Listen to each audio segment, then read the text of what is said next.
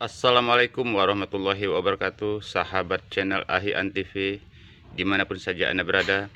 Kembali kita berjumpa. Kali ini saya ingin berbagi satu tip lagi bagaimana cara membuat POC atau pupuk organik cair dari bahan limbah dapur.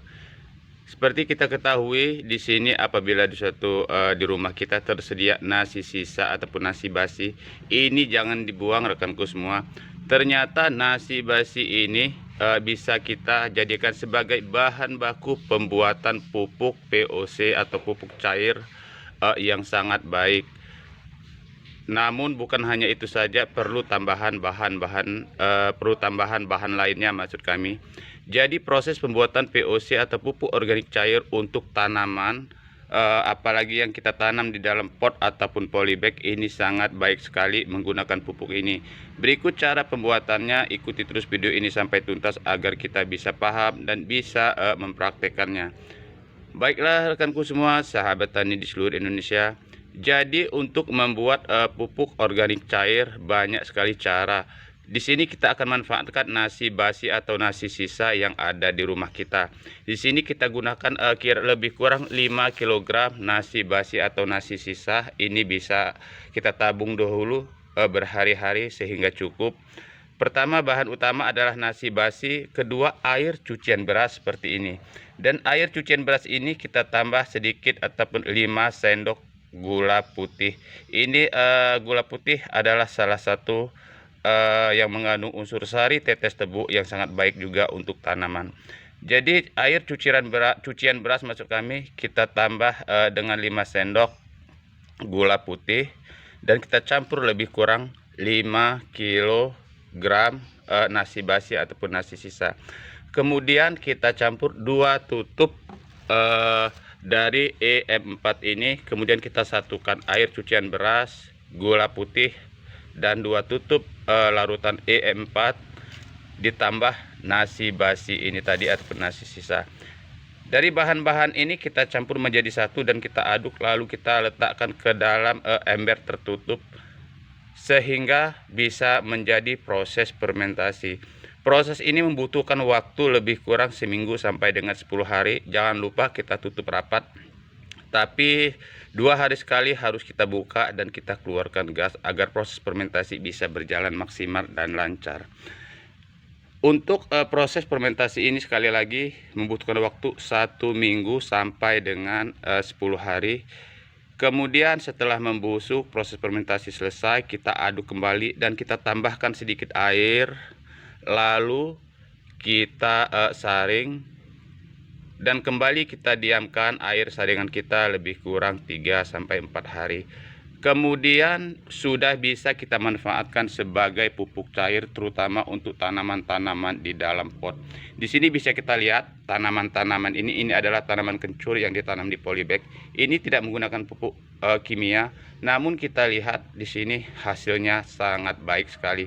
Di sini kita menggunakan pupuk organik cair yang kita buat sendiri dari bahan nasi basi dan juga air cucian beras. Kita tambahkan sedikit gula dan jangan lupa kita tambahkan untuk mempercepat dan memperbaiki pupuk kita dengan menggunakan EM4. Jadi ketika sudah jadi rekanku semua, untuk kapasitas 1 gelas pupuk organik cair yang sudah jadi yang kita buat tadi, bisa kita campurkan dengan 1 ember air atau 5 liter air sampai dengan 6 liter air. Kemudian kita siramkan secukupnya pada tanaman-tanaman kita. Ini bisa kita lihat reaksinya ketika sudah 1 minggu dari penyiraman, sungguh baik sekali. Ini tidak kalah dengan pupuk kimia ataupun pupuk organik cair yang bisa kita beli dengan harga ratusan ribu rupiah. Jadi rekanku semua, ini salah satu tip bagaimana kita membuat pupuk organik cair dari bahan baku yang sebenarnya ada di sekitar kita. Sebenarnya adalah limbah yang bisa kita olah menjadi bahan yang berguna untuk tanaman. Ini bisa kita gunakan di khusus tanaman-tanaman di dalam pot ataupun polybag, baik dari tanaman kencur, jahe, sayuran ataupun juga tanaman hias. Ini sangat baik sekali. Tidak ada efek samping untuk tanaman apabila kita memberi terlalu banyak. Karena apa? Karena dia memang terbuat dari bahan-bahan organik yang tidak berbahaya. Ini bersumber dari tumbuhan itu sendiri. Hanya saja proses penggabungan serta fermentasi yang baik ini bisa menimbulkan suatu zat baru, yaitu pupuk organik yang sangat dibutuhkan oleh tanaman kita.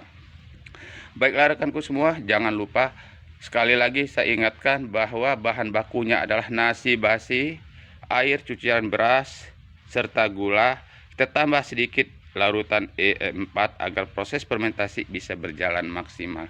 Ini tergantung dari kita akan membuat seberapa banyak, karena untuk kebutuhan pupuk tanaman kita ini dia tidak ada istilah overdosis ataupun melebihi dari takaran, karena dia adalah bahan organik semua.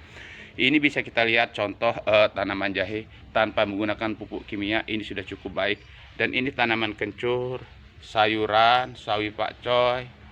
Kita lihat pertumbuhannya baik sekali. Ini sama dengan kita menggunakan pupuk kimia ataupun pupuk cair yang dapat kita beli harganya mencapai 50 sampai 100-an ribu.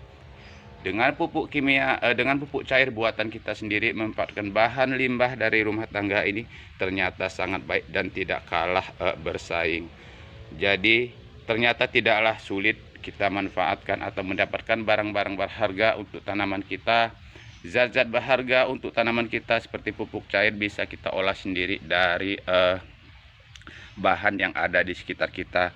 Silahkan cek di Google manfaat dari nasi basi ini. Ini bukan omong saja, tetapi ini memang benar, manfaatnya sangat baik untuk tanaman. Ditambah dengan bahan-bahan lain yang memang dibutuhkan oleh tanaman kita, sehingga proses fermentasi ini bisa berjalan dengan baik. Apabila kita satukan beberapa bahan ini hingga menjadi satu, akan menimbulkan suatu zat baru yang dibutuhkan oleh tanaman.